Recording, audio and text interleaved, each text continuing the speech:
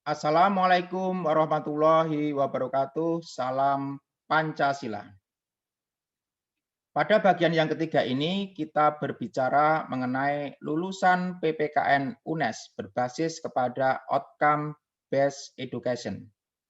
Artinya, mata kuliah yang disusun untuk mencapai capaian pembelajaran lulusan PPKN UNES betul-betul dirancang dalam rangka mencapai visi misi dari pendidikan, khususnya prodi PPKN UNES. Pada bagian yang kedua, kita sudah berbicara mengenai aspek pengetahuan. Ini giliran kita berbicara tentang keterampilan khusus. Para mahasiswa sekalian, melalui mata kuliah yang Kak Nur ampu, silahkan nanti selama proses pembelajaran maupun setelah selesai mengikuti mata kuliah, silahkan untuk merefleksi apakah capaian pembelajaran lulusan PPKN itu betul-betul tersupport, betul-betul terwujud, betul-betul mendapatkan pilar dari mata kuliah yang Pak Nur ampu. CPL PPKN terkait dengan keterampilan khusus. Tadi pada bagian pertama kita bicara CPL yang terkait dengan sikap. Pada bagian yang kedua, CPL PPKN terkait dengan persoalan pengetahuan. Sekarang kita bicara tentang keterampilan khusus. Silahkan sekali lagi nanti para mahasiswa untuk mencermati, untuk merefleksi selama proses pembelajaran dan sesudah selesai mengikuti mata kuliah yang Pak Nur ampu, bahkan nanti setelah lulus, bahkan nanti setelah sekian lama lulus dari UNES. Yang pertama, terkait dengan keterampilan khusus, memiliki kemampuan pedagogis terkait dengan lingkungan pembelajaran PPKN dan pendidikan.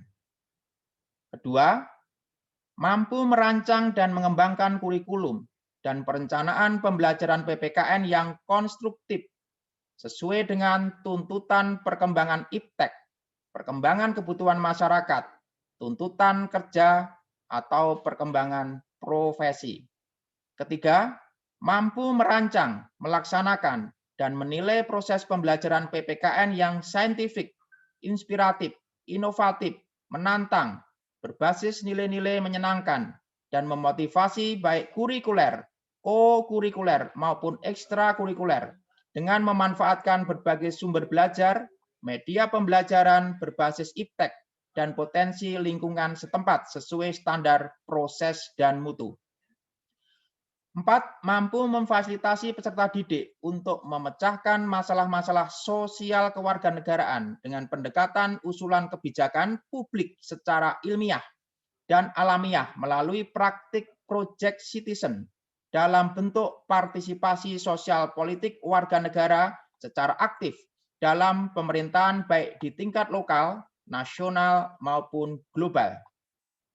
Kelima, mampu merencanakan dan mengelola sumber daya dalam penyelenggaraan kelas, sekolah, dan lembaga pendidikan yang menjadi tanggung jawabnya dan mengevaluasi aktivitasnya secara komprehensif.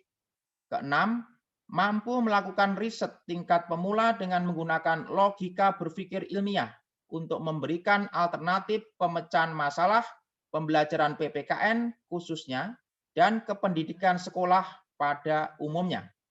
7. Mampu mengambil keputusan strategis berdasarkan analisis informasi dan data dalam penyelenggaraan kelas PPKN, sekolah, dan lembaga pendidikan yang menjadi tanggung jawabnya. Kedelapan, mampu melakukan kajian terhadap masalah mutu, relevansi, dan akses di bidang pendidikan dan menyajikan pilihan terbaik dari solusi yang telah ada untuk dapat digunakan sebagai dasar pengambilan keputusan. 9. Mampu mengkaji dan menerapkan berbagai metode pembelajaran active learning dalam bidang PPKN yang telah tersedia secara inovatif dan teruji. 10. Mampu menjalin hubungan profesional dan interpersonal secara konstruktif dan bertanggung jawab untuk membantu penyelesaian persoalan pendidikan dan pembelajaran PPKN baik secara individu maupun kelompok. 11. Mampu berkomunikasi secara lisan dan tertulis, serta membangun hubungan interpersonal dan intrapersonal yang produktif. 12. Mampu merencanakan pengembangan diri dan karirnya sendiri, karir and personal development. Nah, para mahasiswa sekalian, nanti untuk mata kuliah yang diikuti, terutama mata kuliah yang Kak Nur ampu, serta mata kuliah yang lain, coba dilihat di mana keterampilan khusus itu bisa diidentifikasi. Sehingga harapannya setelah mengikuti mata kuliah akan mendapatkan keterampilan khusus yang pada ujung-ujungnya nanti menjadi pribadi yang utuh, menjadi bagian dari proses pendidikan, outcome, yang sekali lagi outcome based education. Sekian untuk bagian yang ketiga ini, sampai ketemu pada bagian selanjutnya. Akhirul kalam, wassalamualaikum warahmatullahi wabarakatuh.